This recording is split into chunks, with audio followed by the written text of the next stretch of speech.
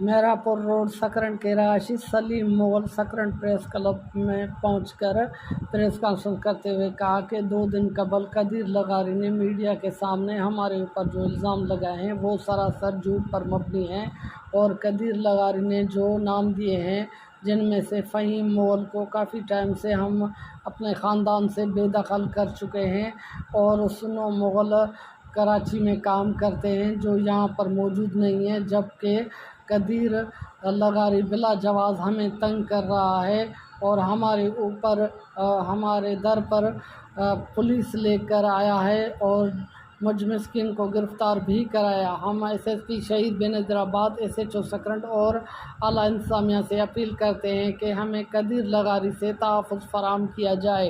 Gul Mohammad लगारी, Shama news, Nawabshah.